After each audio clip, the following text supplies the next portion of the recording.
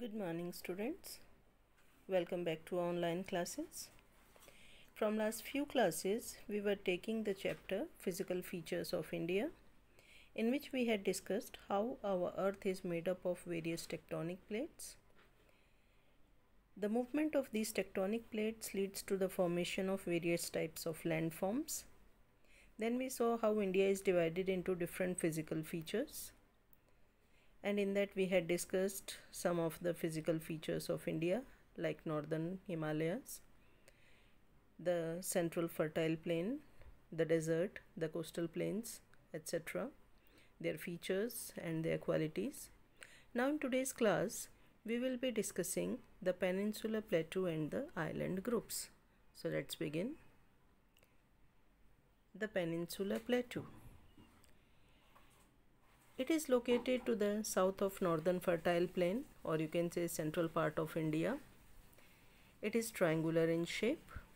It is formed by the old hard igneous crystalline rocks.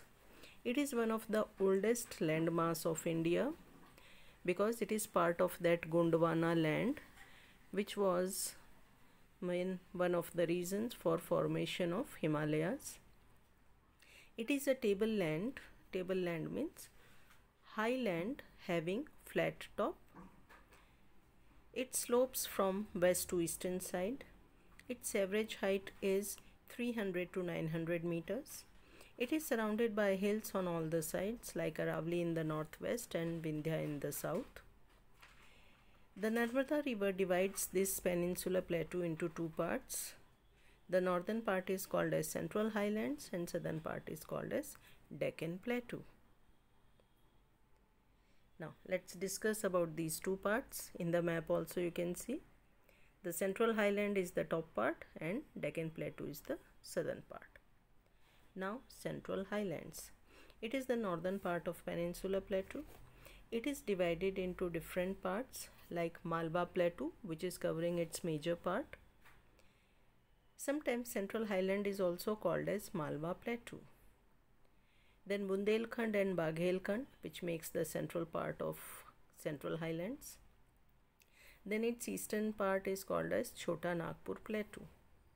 And the Rajmahal Hills form the easternmost part of Chota Nagpur Plateau. Its northwest is covered by Aravalli and Vindhya is in its south. Many of the rivers originate from Central Highlands like Chambal, Sindh, Betwa and Ken. Towards its south, Narmada river flows, which makes the another part of the peninsular plateau. Now let's discuss that. Deccan Plateau. It is to the south of Peninsular Plateau, or you can say it is the southern part of Peninsular Plateau. It is triangular in shape. And it is so important that many of the time Peninsular Plateau is also called as Deccan Plateau. Satpura forms its northern base and Mahadev, Kaibur and Maikala hills in the east, and its easternmost part is called as Meghalaya Plateau. This Meghalaya Plateau has many of the hills like Garo, Khasi and Gentia. Now this Deccan Plateau is divided into two parts, Eastern Ghats and Western Ghats. Let's discuss those. Eastern Ghats and Western Ghats. So first discuss the Western Ghats. They are the continuous hills running parallel to the western coast of India. Their height is 900 to 1600 meters.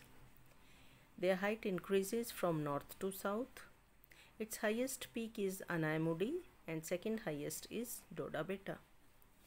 It stops monsoon clouds, causing rainfall into many parts of India. Many of the rivers originate from it like Godavari, Krishna and Kaveri.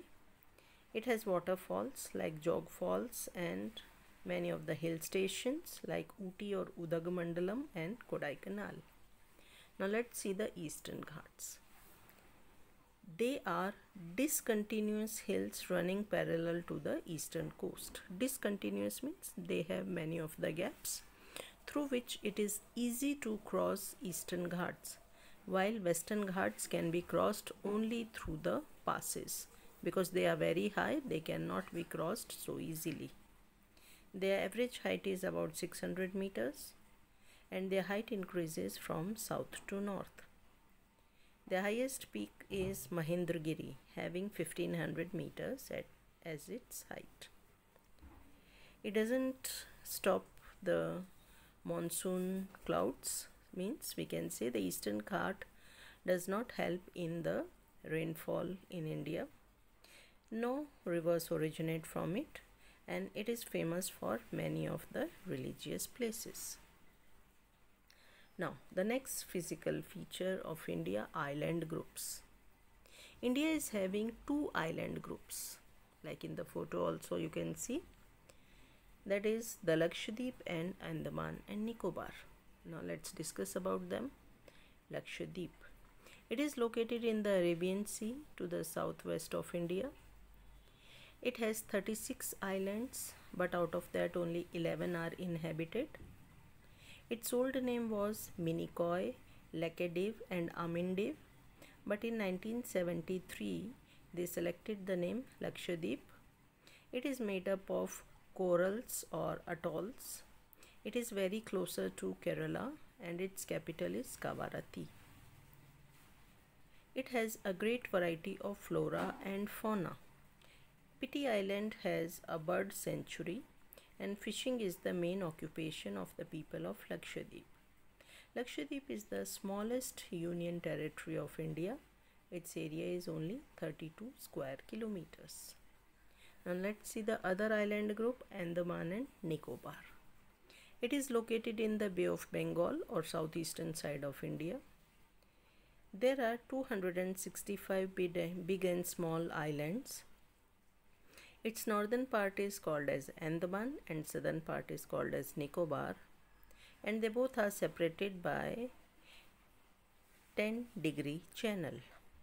Its extreme south point is called as Indira Point or Pygmalion Point, but which got submerged under sea water due to the tsunami of 2004.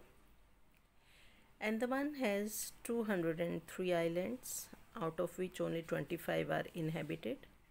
It is made up of sandstones, limestones and shale. It has two volcanic islands. One is Barren Island, which is having the only active volcano of India, and other is Narcondam, which is having a dormant volcano. The Nicobar Island, it is the south side of Andaman and Nicobar group. It is having 18 islands, out of that 11 are inhabited. Now because this Andaman and Nicobar is very closer to the equator, it is having equatorial climate which is hot and humid. So this way we have completed all the physical features of India and their special features. So our chapter is complete. In next class we will be taking some other chapters. Till that time, see you.